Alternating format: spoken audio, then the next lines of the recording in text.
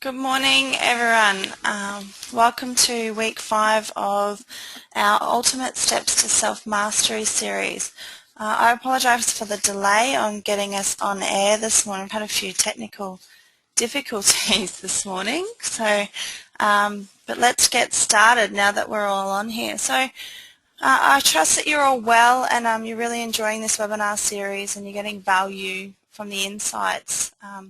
My name's Kylie Townsend and I'm from Designer Mindset, and I'm here to share with you tips, strategies and tools around you. Now, what better subject could there be than you? Now, today we're looking at how we operate. So today is about learning more about ourselves, and once we understand why we do what we do, if we're not getting the results we want in an area of our lives, we can change it. So just before we move forward, I'd just like to get into some housekeeping. And firstly, as some of you may know, Jo Wise, who's doing this series with me, is lucky enough to be on a plane at the moment on her way actually up here to Townsville for a week holiday with her husband and their little boy. So today it's just you and me on this webinar today. Now, I just want to make sure that you can hear me, so if you could just raise your hand so that I can make sure that everyone can hear me on the webinar, that would be really great. Beautiful. Thank you so much for letting me know that you can hear me. Now, we really like to make these sessions as interactive as possible, so I'll be asking you some questions throughout today, and if you'd like to just write your answers into the question boxes, so then we can come to you, or I can come to you and answer them as quick as possible, and we can move through really nice and quickly into the next hour and get you back to work within the hour. So I'll just... Great. So welcome to today, and you know, as you know, Jo and I, we're two women on a mission. We're having you crash through your conscious and unconscious barriers to excellence. And, you know, I can't believe we're already up to week 5. It's just going so fast, and we're having so much fun with you, and we're getting so much feedback throughout the series and in between the series. So I hope you're getting as much value out of it as we are in helping you with it. And if you have any questions, please feel free to email them through to us so we know how you're traveling with your results. And if you're on this webinar today and you happen to have missed some of the webinars that we've already had, please feel free to send me an email at kylie@designermindset.com.au, and I'd be more than happy to send you through the recording so that you can get up to where you need to be. So as you know, Jo and I have had some of our hair-pulling moments and sitting on the floor crying, you know, and really sometimes about to throw in the towel. And, you know, you have those up and down moments when you're in business and you're trying to achieve something, and it's probably more than we'd like to admit to, but that's why we're here, and that's why we're here to share some of our journey with you. So hopefully you don't have to experience them, and you have the ability to learn from our mistakes to save you time, energy, and give you the learnings so you can jump closer to success faster and with less pain. Sounds pretty good. I wish someone had given that to me. Now, week by week, we're sharing these learnings with you, and we're giving you tools that you know, and we want you to learn them along the way, and you know, so that you can find whether they're right or wrong. And sometimes for us even, they were right under our noses. We weren't aware that we had the resources within us all the time. It just took someone to bring the awareness around it. Now, I'm sure there's a few people on this call that know exactly what I mean by that. You have all the resources within you or within your reach to help you make better, faster, quicker, and stronger decisions at any moment. Yet, we sometimes misplace them until someone reminds us of this. So today, and on this series, that's mine and Jo's mission. We're here to help you and remind you and give you the resources and help you to rewire over the next 10 weeks. And up until June. So we've got plenty more to come, and each week for those who've registered, as I mentioned, we're giving you the gift of the recording. And the reason we're doing that is because most people only take in about 5% of the learning. So, and the value's in re-listening and relearning the content and gain even greater level of understanding every time you listen. So depending on what your focus is at that time, which we've talked about, what you focus on is what you get, that's what the learning will be, whatever it is that's right for you right now. Now, I have CDs that I listen to all the time, and every time I listen to them, I get a completely different learning. So during this series, we're encouraging you to think of your education on two levels. So one level is for yourself personally, and the other level is for you and how you can put it into your business and how you can teach other people the lessons that you're learning and benefit your team, your employees, or your colleagues. So it doesn't need to stop there. So keep looking at the concepts and sharing them in your own life, and see the success and tell someone else about it and use it some more. And all the time you're getting it deeper and deeper into your unconscious. So it's that's what's really amazing about when you're re-educating yourself and you're learning new things. The more you listen and the more you learn, the more deeper it actually becomes.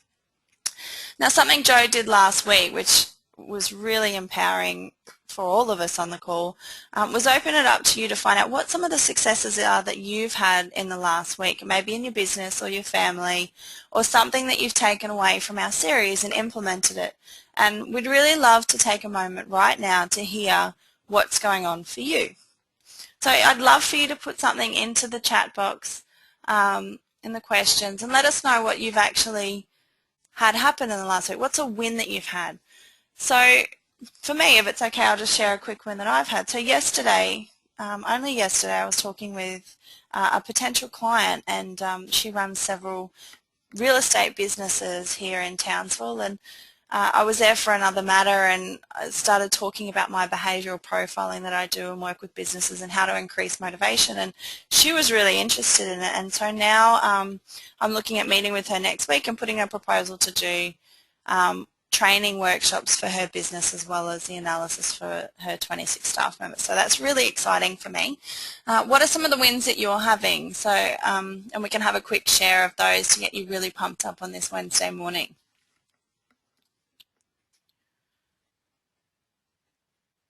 Okay, so we've got some people here saying that they've just actually signed up on a course and started re-educating themselves. So that's fantastic. There's someone in sales here who's made some new sales and increased their leads. That's awesome. So they're the results we'd love to hear. Even stuff that's happening in your personal life that you'd love to share, that would be great too. So let's keep moving on because I'm really conscious of your time this morning.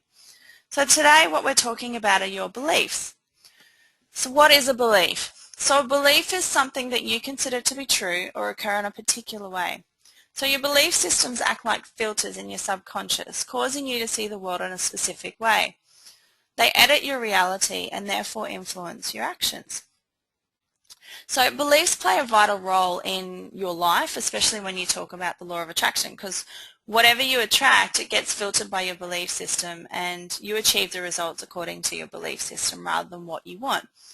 So your thoughts are accordant to your belief, and everybody is following a particular belief system in their life, and none of us can claim to have absolutely no belief systems in our life. So our lives are flowing with a belief system, either consciously or subconsciously.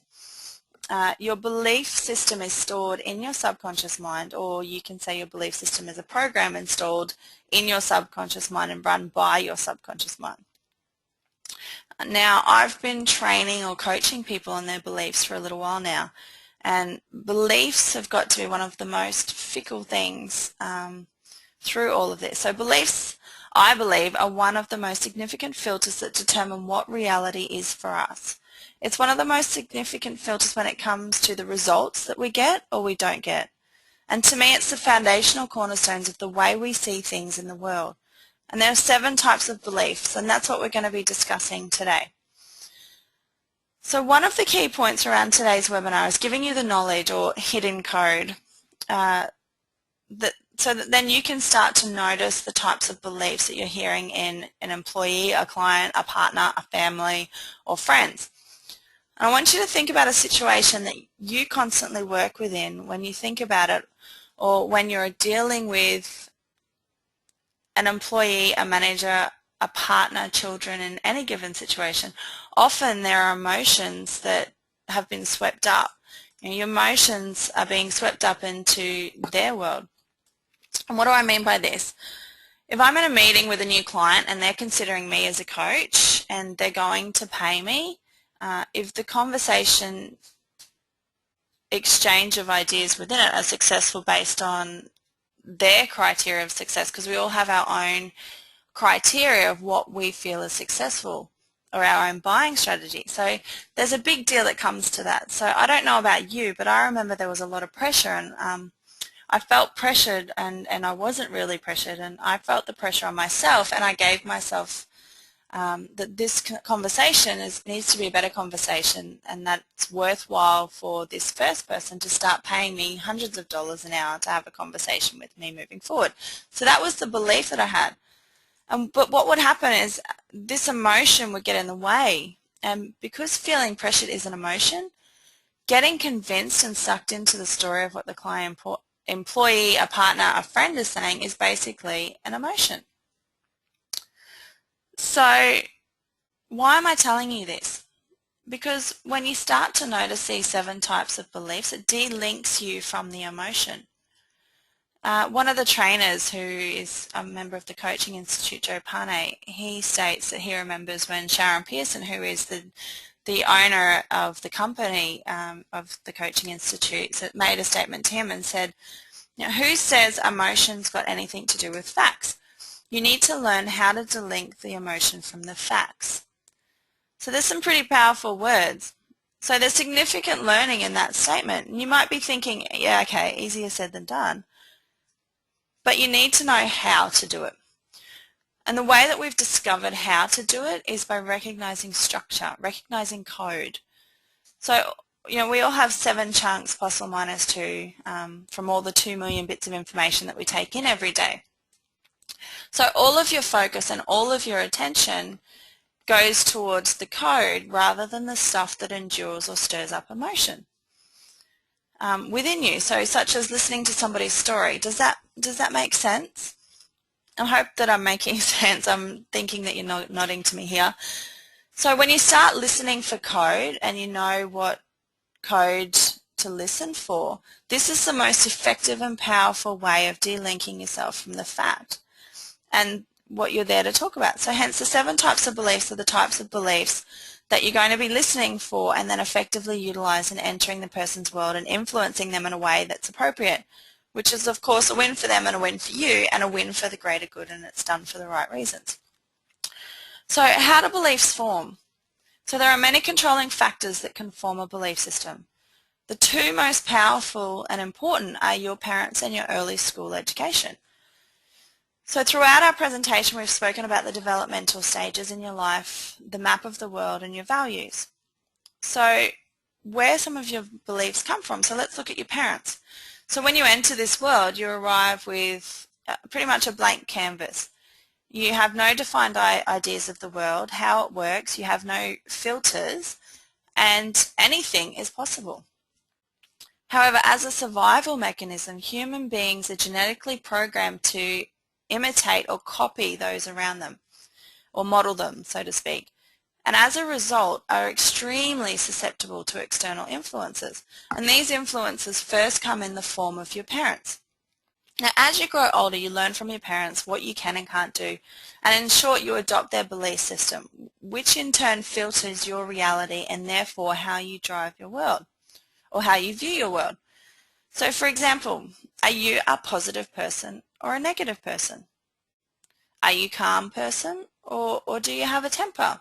And if you were to think about this right now, how you are right now today, is there some form of that that's based on how your parents were, how you modeled your parents? So your beliefs from school. One common belief children adapt from their schools is that if they don't achieve higher grades, they won't get a good job. But this belief's false, because there are many successful millionaires in the world, and many of whom have never finished school. So how is their belief system different to anybody else's? They have been brought up with a belief that they are able to achieve whatever it is that they need to do.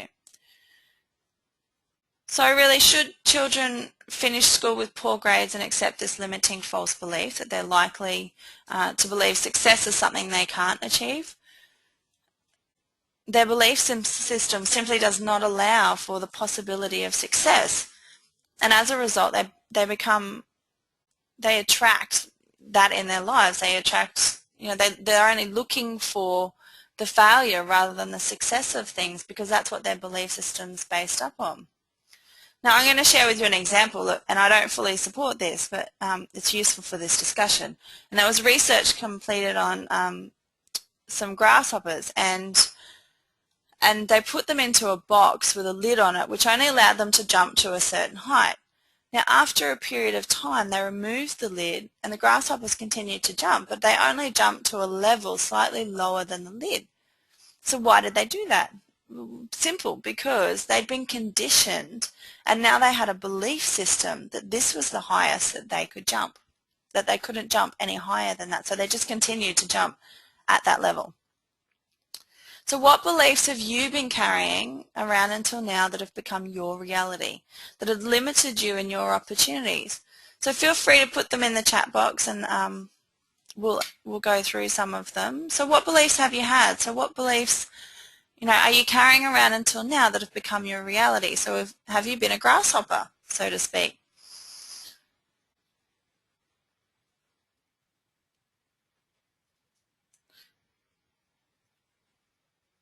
So for me, one of the beliefs that I've been changing is my ability to be out amongst people and have the confidence to speak. So growing up, you may not be aware of it, some of you, but the thought of speaking to a bunch of people or doing presentations or trainings made me go into a cold sweat and almost want to black out, and I had tunnel vision. So, I've changed my beliefs and how I view the world. So that's one of the beliefs that I had, and which I have now changed, and I have grown significantly. So how do your beliefs create your reality? So I'm going to, there we go. So let's have a look at this illustration.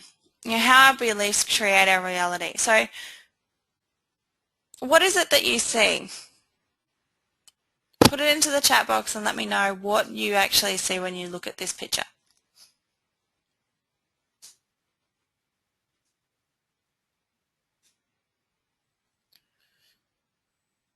So dancers, beautiful.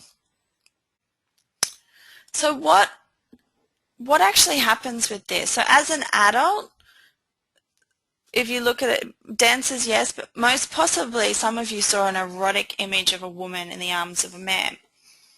And you may have seen this figure because you're aware of what sex is, and and have been exposed to sexual images throughout your life. However, this picture is an optical illusion. So at the other hand, when children are asked to look at this picture and tell what they see, they say that they see 9 small black dolphins and cannot see the erotic figure. So the reason for this is that young children are not aware of sex. Their belief systems only allow for them to see the things which they think are possible. And since they're not aware of sex, there's no possibility for them to see the erotic image, and it doesn't exist. Does that make sense? You can only see what you actually know or are aware of or have experienced and have a belief system around it. So now that you're aware that there are dolphins, try and find them. Can you see them? So what happened? This is an image that shows you reasonably factually how your beliefs selectively filter your reality and therefore determine what you see and experience. So the reality of beliefs.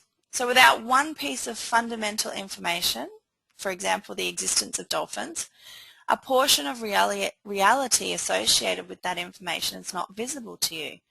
In other words, had you not known there were dolphins in this picture, most of you wouldn't have seen them. So what do we learn from the dolphin picture? Is that your beliefs have an enormous influence on shaping your reality, your focus, and what you search for and what you distort, delete, and generalize in relation to the 2 million bits of information you take in every day. So you probably would not have noticed the dolphins, but once you're aware of this information, your awareness of reality gets developed, and now you can see both the erotic figure and the dolphins. Pretty exciting. Yeah, it is a great example, isn't it? So let's get into the 7 types of beliefs. So the first type of belief of the 7 is global beliefs.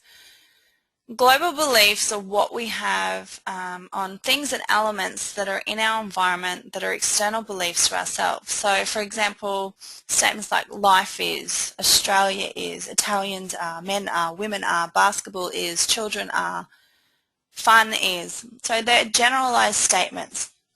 So if you were on last week's webinar, you would have heard Joe starting to utilize the pattern of global beliefs and eliciting your top 2 drivers from your 6 core needs. So we use questions that were based on the recognition of global beliefs in order to get those drivers out and discover a theme and get those drivers out and into your conscious. So if you remember from last week's webinar, and if you weren't on it, that's fine, we can send you the link. So basically with your 6 core needs, we all have 6 core needs: certainty, uncertainty, variety, love and connection, growth and contribution. So what you do is you find out what your top 2 drivers are for your 6 core needs, and all of us need to have our core needs met, but we have 2 that are more significant. So for me, mine are love and connection and variety based on who I am. But I'll send you out the webinar and you can get more in detail about that. So the questions that we asked last week were success is, relationships are, and these were eliciting your global beliefs. So I hope you're understanding how it's external to you.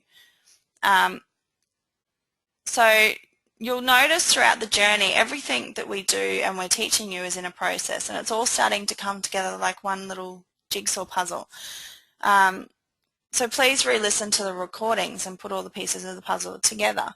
But most people will only take 5% of this information. So really listen to them and start to get into it. But global beliefs are beliefs that you have about your world or your environment. So why is it important to you?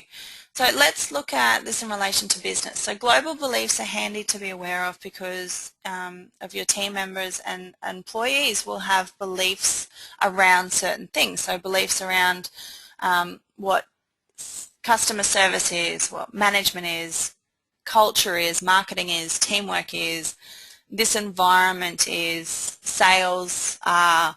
So we all have beliefs around what we feel it is. So these are called localized global beliefs. So the same thing, but I want you to have an understanding of what the global beliefs pattern is. Everyone has global beliefs around their employers, their team, their work environment, their clients, or with a client it would be about what life is, what a relationship is, and same for you individually. You would have your own beliefs around what you feel relationships are, love is, things like that. So the number one fundamentally important thing in relation to global beliefs is not getting the results that they want or that the belief is dysfunctional, and we need to make it functional. So that's the whole purpose of the conversation with a client, a team member, an employee, a partner. So a relationship based on restriction, of course, is a dysfunctional map. So in relation to the map is not the territory, which is a healthy relationship, in context of that conversation, we continue to do this through questioning in a session. So finding out what your beliefs are. So beliefs are a convenient assumption of reality, and you need to remember that. So it's no more, no less than a possibility filter. So all your beliefs are made up.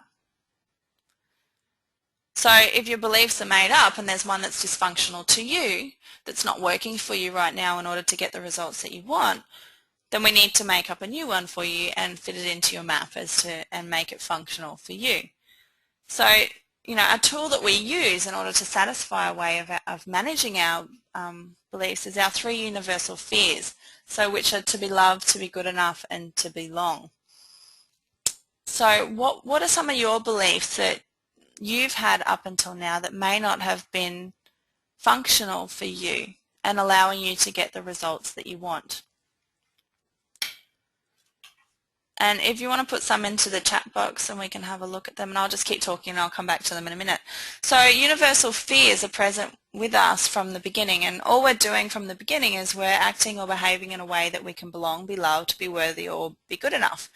So when we get to about 7, when the needs of the ego start to be born and to have a presence, our inner voices and self-esteem, confidence, and all these things relating to ego start to come to form from the age of 7. So these beliefs have already been entrenched into our map of the world, or how we see things. And beliefs are simply a survival tool and mechanism to A, make sense of the world, B, sort out what's important and not important, C, what to filter in and what to filter out, and D, make sure that we're managing our 3 universal fears. So what happens as we get into our 20s, 30s, 40s, and 50s and beyond, we're continually trying to trace back to our life when we received unconditional love, which we received when we were 3 or 2 or 1, because when we were a child we received unconditional love, we were unconditionally accepted. And I'm talking generally, and there are exceptions, but we're talking about the balance of probability.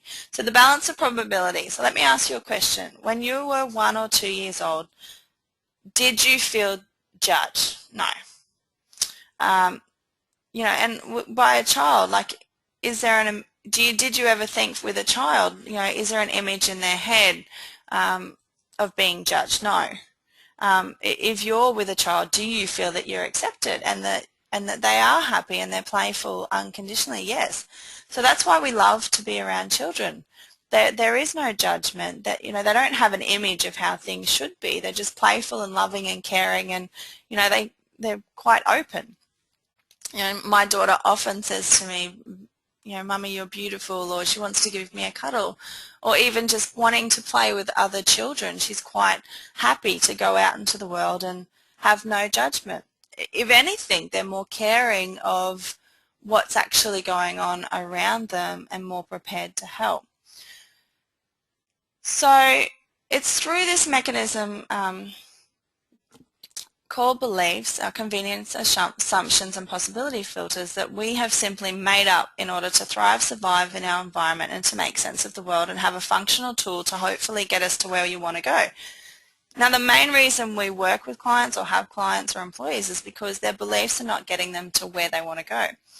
So when you're working with someone or you have an employee or a relationship, what you want to do is you want to get curious about, you know, what are their global beliefs? What are their beliefs about life? You know, about men, women, Australia, like whatever the context is that you're in. If it's a working environment, what are their beliefs about work? If they're in sales, what's their belief about customer service? Because if they're not getting the results that you want them to be achieving, then there's a good chance that it's something to do with their own internal belief system. So, you know, I remember when I was in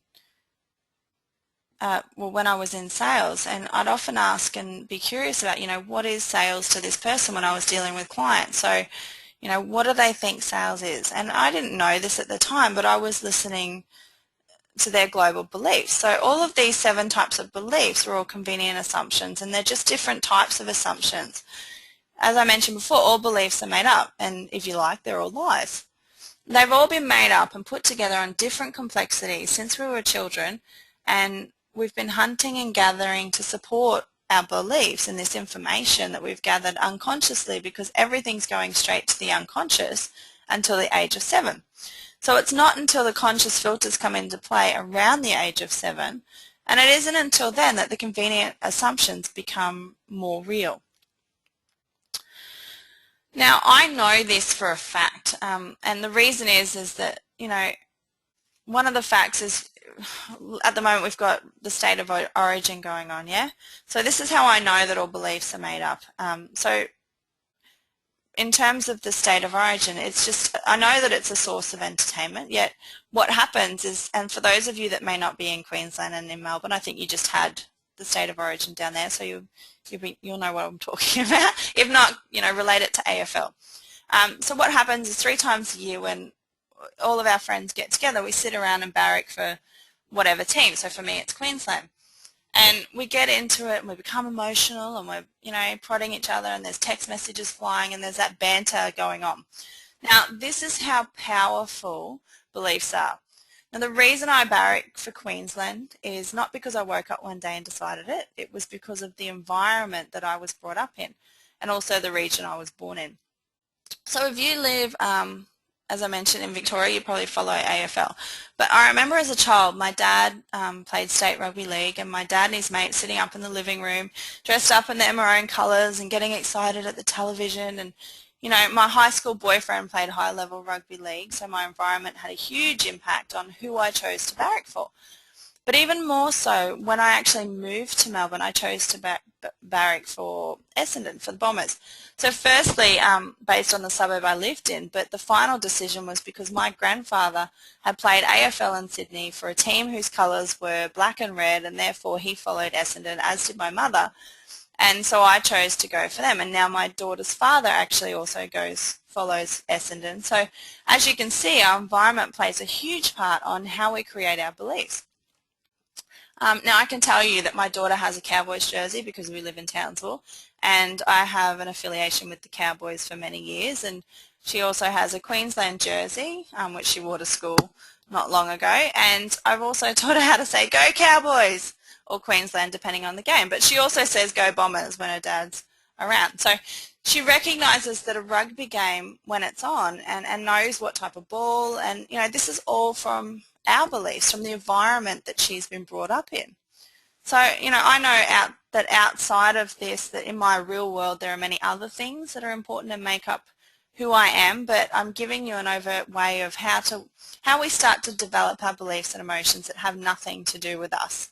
So these are how it's external. So I'm telling you this purely because getting wound up about a sport based on our beliefs, that's really what it was. And a sport is a source of entertainment that we all get wound up in, and it fulfills our needs. It's part of your social hub, how you meet and connect with people, how you pass your time and the friends that you make. So as you can see, sport often becomes more than just a sport. It can become the heartbeat of a town, and it becomes part of your identity and your beliefs and the choice that this team was a good team to follow based on no sense or logic at all, but just based on a behavioural and psychological need for connection.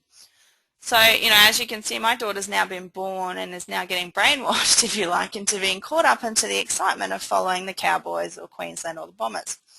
So, but as long as you don't get blinded and caught up in a belief, and this is where most people get caught up, because the second type of belief is one that's the most powerful belief. And, they're all powerful beliefs, but this is the most powerful belief. And this is our identity belief.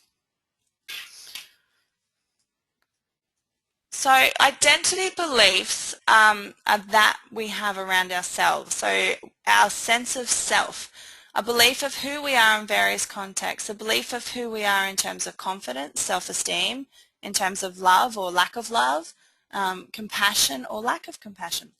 So they're internal beliefs about ourselves. So, if you have a think about it, it's whatever comes after the statement, I am. That's your most powerful belief. So an identity belief is who we think we are. So I'm a man or I'm a woman. And then linked to that is all these types of roles that we've linked to our identity. And what tends to happen is that people, when their identity is attacked in any sort of way, they'll do anything to defend it. So let's use another silly example. I'm going to use the footy again. But that's what happened, is that people are not aware of it. They get immersed in it, whether it's a sport, a culture, a relationship, and their identity. It gets immersed into their world, and then all of a sudden who they are and what they represent is that world. And if their world gets attacked, they take it personally. Which is why, when I'm bantering and someone and my friends say something to me about the footy and it's something ridiculous is said, and in that emotional space of banter I start to defend myself and try to prove something which is absolutely ridiculous. But on a more realistic platform, this is exactly what we do every day. We do the same thing. Now, I'm giving you a footy example to show you a ridiculous example of us, of you and me, and how we sometimes make or take ourselves seriously, and that we believe who we are on a spiritual, mental, whatever you're aware of on all levels. We start to blend and mix our identity belief. Now, from our identity belief, a lot of pain comes from, because our identity belief that we formulate our sense of self. So where we stand in our world, what we're here to do, what our purpose is, what our roles are. So this is why I believe that we should take ourselves, a little bit lightly, and a sense of playfulness, and that our beliefs are simply a mechanism for us to survive, thrive, and enjoy. So when you understand the mechanism for what it is, you don't get caught up in it so much. Now, we have identity beliefs in the context of who we are as a mother, a father, a coach, a mentor, a manager, an employee, a business owner, a son, a daughter. We have identity beliefs around all of these. And when something like a book or a training or a CD plugs into our identity belief, we take this as an attack of our identity, and we take it personally. So I'm going to give you an example. I had a training that I was running, and I used some raw language, if you like, for want of a better word. And I used it when I was coaching someone in front of a room to shake up their neurology and break the pattern that they were in and give them a new path. And the word I used was the F word, and it doesn't have a place in all coaching or in all trainings, but sometimes it's needed, and sometimes people become deeply offended of this. So I had this happen a few years ago, and I would have taken it personally, like I was being judged and attacked, and I would have taken it deeply personally. But I knew that what she was saying to me, in all respect, had nothing to do with me. This person was purely expressing her identity belief, but more specifically, she was expressing the third type of belief, which was a values belief. So what we believe is important in life.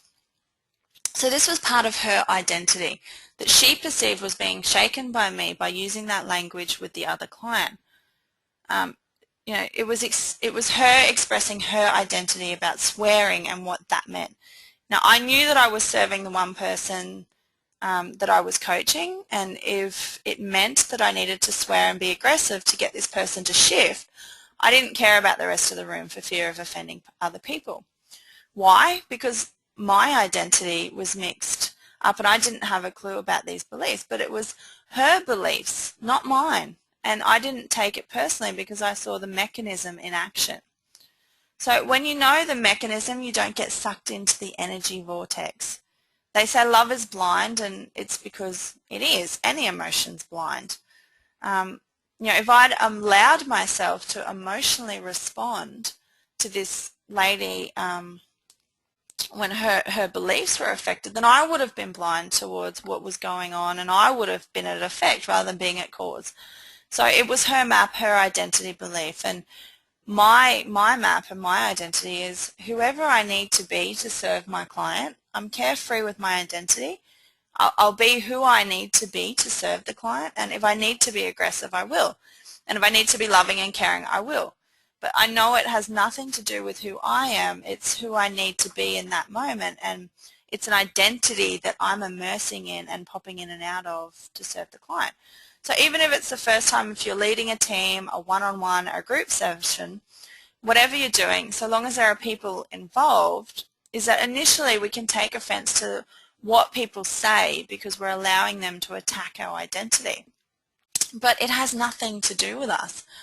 All it is an expression of their identity beliefs.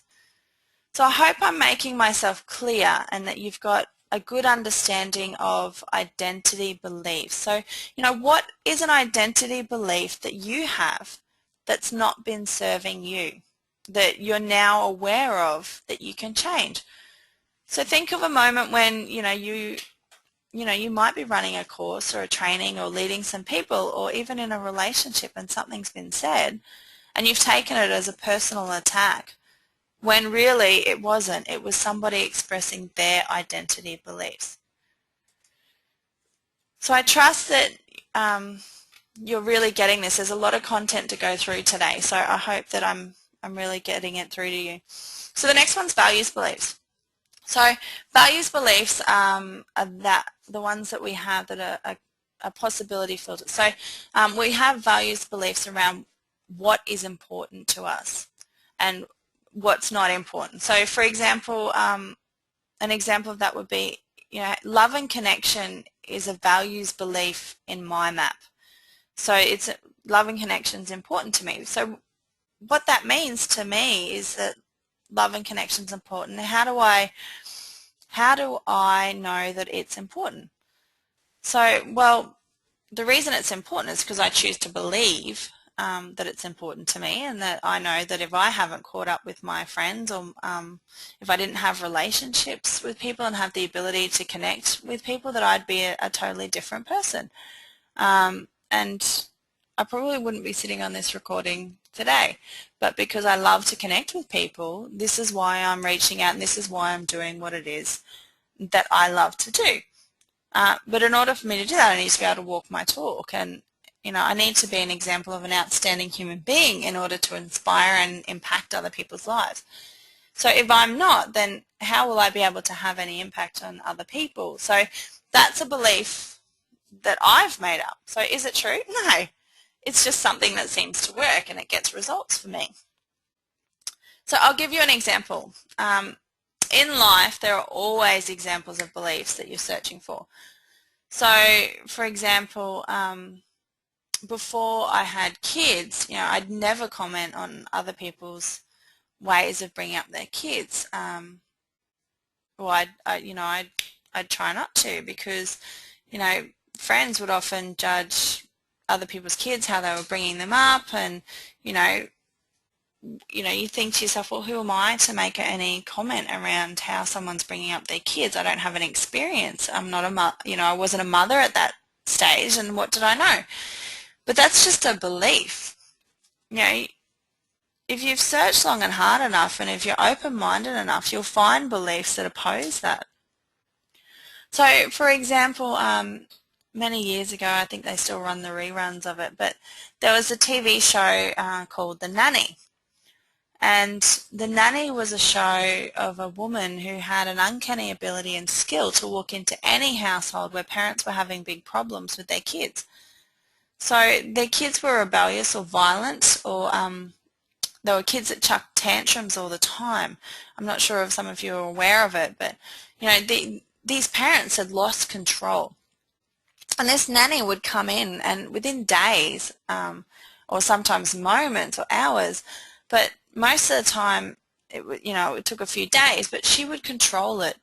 She would educate and teach the parent how to manage their child. And she was absolutely amazing at what she did.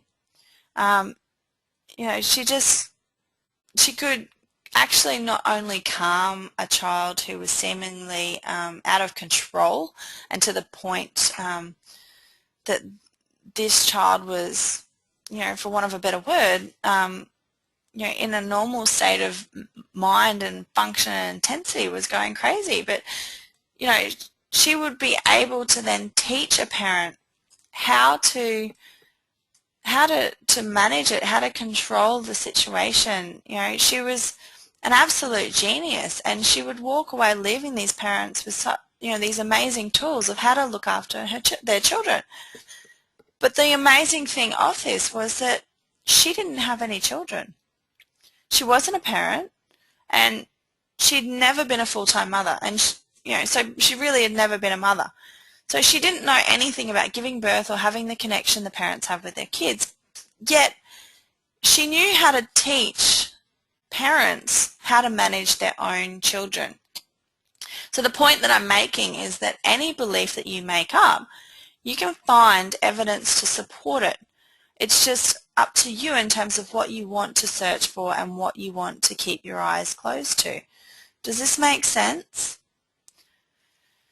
So values beliefs is what we believe is important. So love and connection is an example of a values belief. So it's something I've made up, in a sense that I've just made up the fact that if I don't have love and connection, then I'd be a totally different person. So, And yeah, I would be a totally different person, but would I be any worse or any better?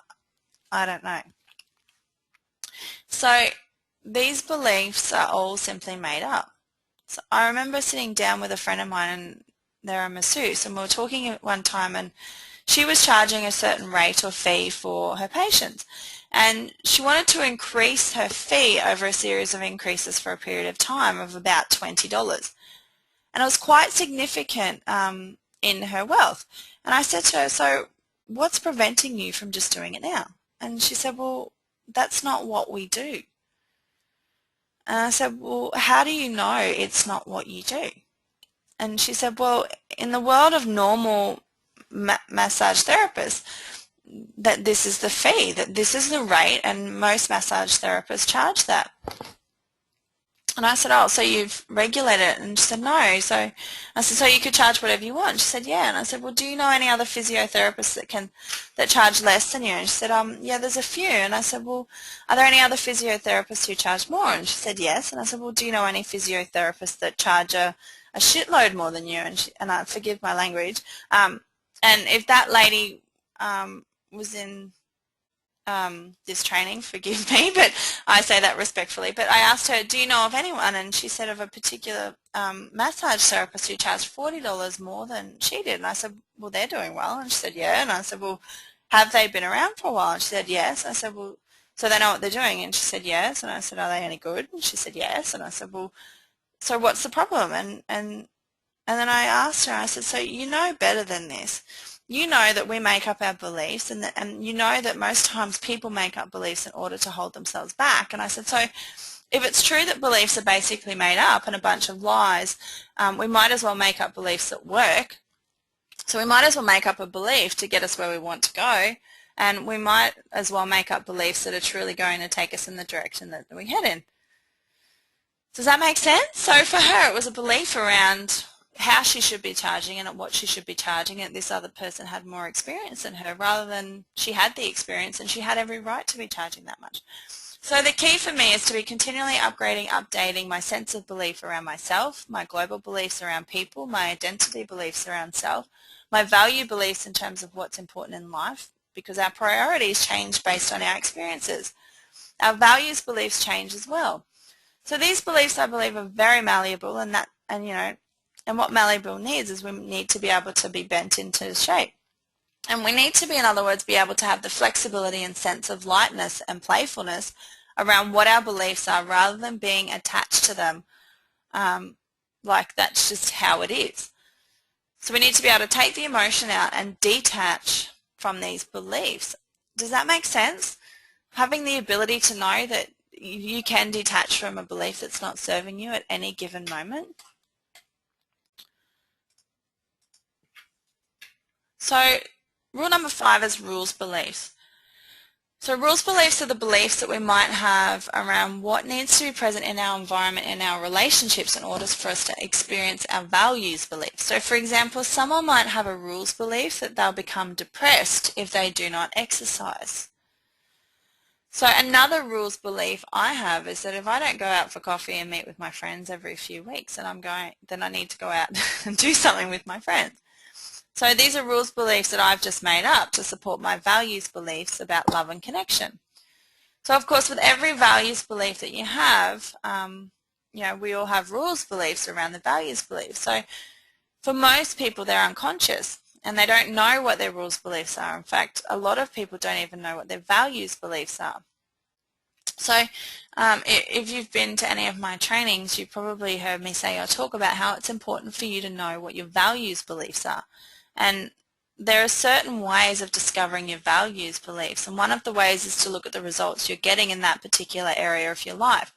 That'll tell you what you truly value. I remember speaking to a client that said to me that one of their values beliefs was around health and fitness. Now this particular lady was 30 kilos overweight. She hadn't worked out in a month straight because she kept getting sick, and she looked really unwell. Now to me, this was a clue that health and vitality was a concept, not a true values belief.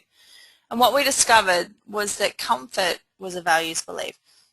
So there are certain ways of discovering what we truly stand for, and the journey of having your values elicited by a coach or someone who knows what they're doing around that stuff, that coach in that area. Some of you were on the call a few weeks ago and we discussed values and we offered a values elicitation session. So this is where you would discover what your top values are and determine the results that you want. Now the best way to have your values solicitors, and because I think it's really important that you know your top 4 or 5 values beliefs, it's having a clean, clear, crystal clear values compass. Now, I believe it's very, very important to life. Is it true? I don't know, but it's a belief that I have, and but it's a belief that gets me the results. So I subscribe to it. Does that make sense? I know what my top 4 or 5 values are, and that's where my beliefs are. That's how I get the results that I want. That's how I associate with people that I want to associate with. So rules beliefs. Rules beliefs are the rules that we believe we need to have present in our environment or in our relationship or situation, or what needs to be present in our mindset in order for those values beliefs to become a reality. So the next one is our vehicle belief. Now, this one's my absolute favorite to coach around. Now, vehicle beliefs is where we have a belief around what vehicles we need to have in our lives in order to fulfill our destiny, to fulfill our purpose and to fulfill an endpoint. Now, vehicle beliefs, you'd have vehicle beliefs around our career. Now, let me give you a clear, very clean, important distinction here. A lot of people immerse or mix up their identity beliefs with their values belief, or their vehicles beliefs, sorry. In fact, identity beliefs get mixed up with lots of different types of beliefs. And I'll give you an example of a coaching and having a training and a coaching practice in business like what I have. So a little while ago, I don't remember when it was, but I woke up in the night feeling really, really uneasy and quite fearful. And the reason being was that when I woke up, I had this dream that I lost my ability to communicate. I'd lost my ability to coach. I'd lost the ability to do anything that my job, my career, my thing, my craft needed. So it was a crisis point because I was like, well, if I can't do that, then who am I? And I recognized that the question as an identity belief question rather than what should have been a vehicles belief question. Because what tends to happen is when you have an identity with what you do for a living, like that's who you are. In other words, if you're an agent or a real estate agent or a salesperson or a customer service or a coach, that's who you are. If you're a coach, that's who you are. If you're a mentor, that's who you are. If you're a manager or a leader in a large organization, that's who you are. That's how you identify your sense of self. And if that's how you do it, you're in for a lot of pain because the vehicle is going to disappear one day. Along with it goes your identity. And this is one of the many reasons why people have midlife crisis between the age of 35 and 45 in this country. It's because they've mixed their identity beliefs with their vehicle beliefs. So I have a very detached, committed, but non-attached is probably the more appropriate word, to my coaching practice, to my business. So in other words, I get entertained by the thought of flying a plane, and it sounds ridiculous and ludicrous because it is, but it actually does excite me. The point is that I don't identify who I am through my coaching or through training. It's simply a vehicle for now, which I might it might be for the next 12 months or it might be for the next 25 years. I don't know, and I don't necessarily care. But when I say I don't care, I do care. But what I mean is I don't care is that my identity is not blindly immersed in my coaching career. It's actually disconnected. And this is simply a vehicle that I happen to have beliefs around. So I have vehicle beliefs around coaching and that this is the most appropriate, most significant way I could fulfill my needs, my financial commitments, my lifestyle. It's the most appropriate way of doing it, and that's my belief. And I don't know that, but it's not a fact, because if it was a fact, I'd be more connected to this. But what I mean by connected to this is I'd be attached to it. And that's scary, because if one day I get bored with coaching training, and it might happen, it might not happen, but if it does, then what? And then I'll have an identity crisis because I won't know who I am. So I hope this is making sense. But if your identity is not immersed in your vehicle, then you won't have an identity crisis. You'll have what's known as an interesting challenge. So literally an interesting challenge. And because when I became a mum, I left my corporate world behind. It was an interesting challenge. You know, it was an exciting challenge, but it was an adventure.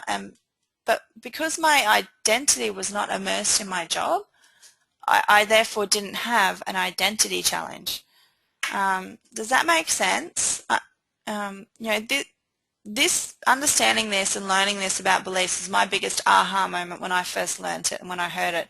You know, was that a vehicle belief is a convenient assumption about what needs to be present in order for us to experience or feel, or whatever it is that we want to experience or feel. And these are transitional and what gets you where you need to be. And this one is really quite personal to me, and the reason I got it so well is that, and it really opened my eyes to how powerful this was, is that several years ago my dad actually, my mum and dad separated, and when they did, my mum actually lost who she was because she'd immersed everything into my dad. And when that happened, she didn't know who she was. She lost her identity. You know, another example is if you're a sports person and you happen to have an injury and you can no longer do the thing that you love to do the most, you've lost your vehicle that supports your 6 core needs that we discussed last week. So it's really important to make sure that you have more than one vehicle. And the reason for this is that if for some reason something happens to one vehicle, you have another vehicle. So you should have at least 3 or 4 vehicles that fulfill your 6 core needs and help you to get to where you need to go, so that at no given stage, if you were to lose one of them or you couldn't continue to do it, you would lose your identity. You would continue to know who it is that you need to be. I'm really conscious of your time. Sorry, we're running a little bit late today, so I'll try and get through these really quickly. So the 6th type of belief is a situation-specific belief. Now, this is another example of where identity beliefs can get in the way of situation-specific beliefs. So situation-specific beliefs are exactly that. They're beliefs that are specifically designed to handle in a grossly unfamiliar, intense, specific situation. So a classic example is where a compassionate, loving mother in a heartbeat could become a murderer if a child was inappropriately threatened by another person. So if a knife-wielding man is running toward a child, and you know, I know that I'd be instantaneously transformed into protecting my child and potentially, you know, doing whatever needed to happen to protect her. So that, you know, that's one example of how it is a situation specific. You know, another example is someone's strength in an accident. So for example, a car accident occurs and someone's trapped, and you know, you hear these stories all the time where a car is on fire or someone's trapped or a house is on fire, or someone, another human being who may or may not know the person, does these superhuman feats and in that specific moment in order to save that individual.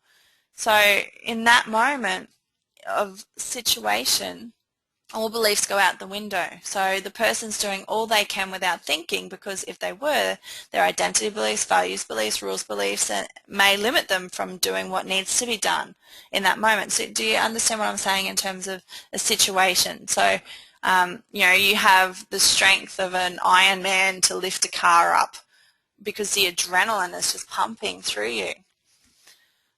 So the point I'm making is that sometimes what happens is that things happen to us in life that are like flame-throwing moments.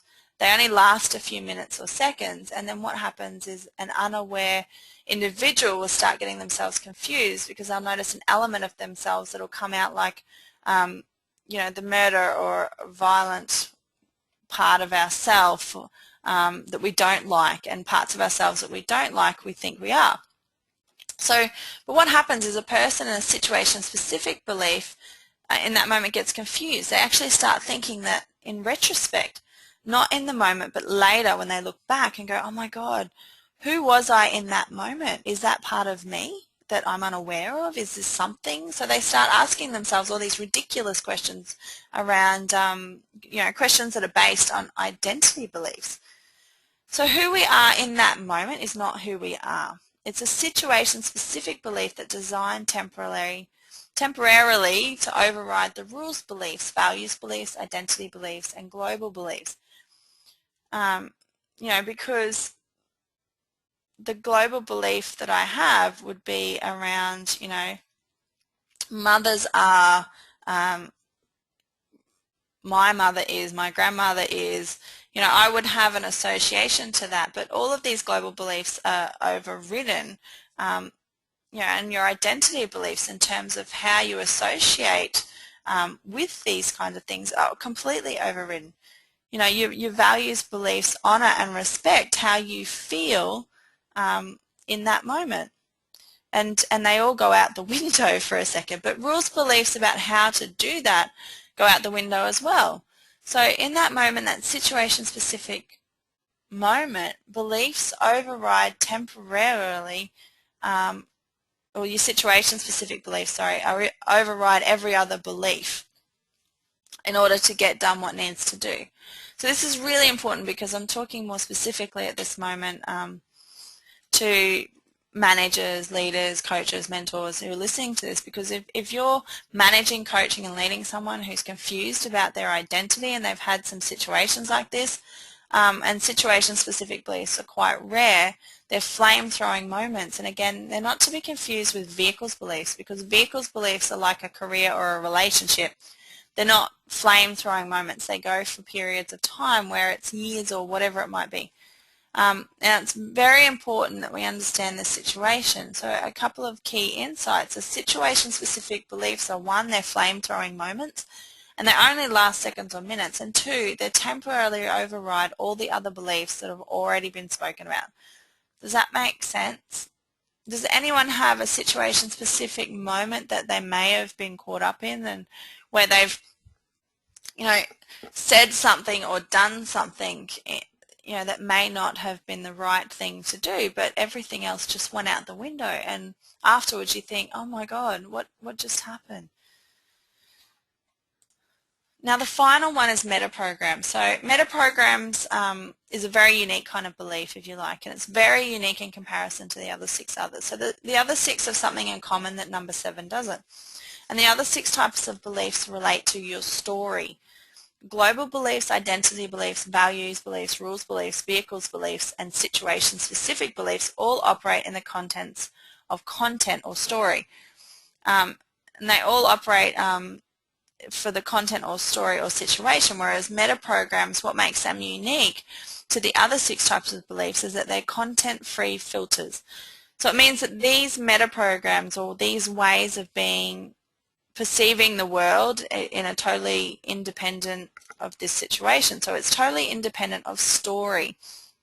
So this is a key distinction that I really want you to understand, is that these are the only filters that I'm aware of that we have in our mind that certainly has got nothing to do with the situation, our life conditions, our experience, our reference points, or any of the things we experience in life. These metaprograms are simply present regardless of content. So there are 10 metaprograms, and I'm not going to go into them today, but I will give you an idea of what they are. So one of them is moving away from or moving towards. So moving away from and moving towards. So lots of people are clear on what they don't want, and they're vague on what they do want. Moving away from people need to be threatened in order to move, whereas moving toward people don't like to be threatened. They're more carrot danglers. So when you think of, what do you want out of a job or a relationship or a car? Are you a moving away from person, or are you moving towards it? I know me personally, I'm in a moving away from person. When things need to get to a point that I go, I need to do that for the fear of not getting it done.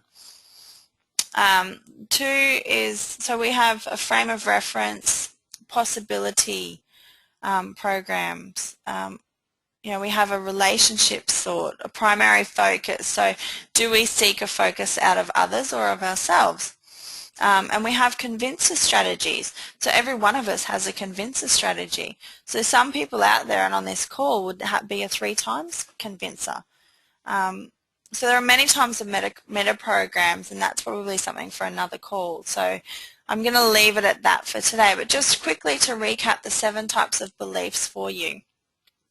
The number 1 is global beliefs, so which is beliefs that we have around our world external to ourselves.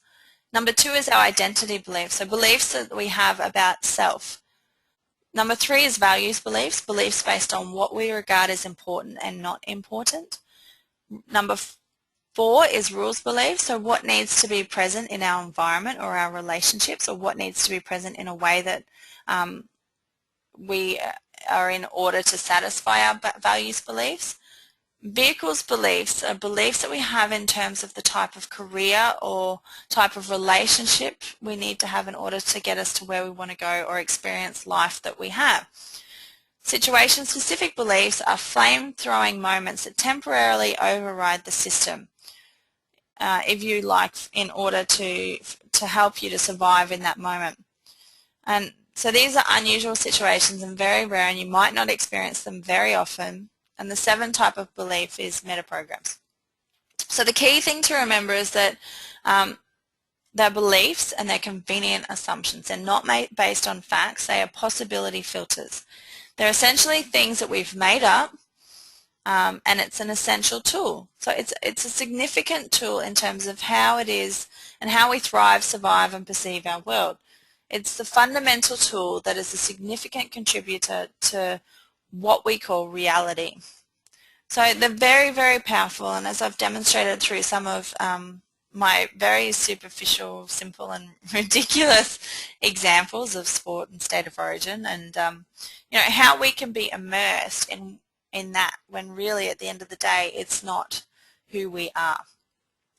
So I hope you've really enjoyed our webinar today, and as you know, we work through the next step. So do you have any questions? I know we've gone a little bit over, so if you have any questions, please feel free to pop them in and I'll answer them at the end. And the next steps for you are that if you're interested in coming on board, we're offering a free 30-minute session, a choice session, to help you make new choices and demystify the real you and design an action plan to achieve results.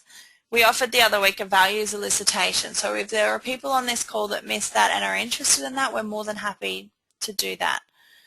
Now, we're only offering this to 20 people on each webinar, so if you're interested, jump on quick, and here is the website on this page that you need to go to in order to register for that. So I just wanted to thank you all so much for your time today, and I'm sorry for being a little bit late today. I had a few technical problems with computers and printers and ink this morning and getting connected. So it's not always a perfect world, but we hope it appears perfect when we're on here for the hour for you. So thank you all so much for coming on. I'll wait around for a few minutes just to see if I've got any questions coming through from you. And for those of you that may need to rush off because it is getting past that time, I understand completely.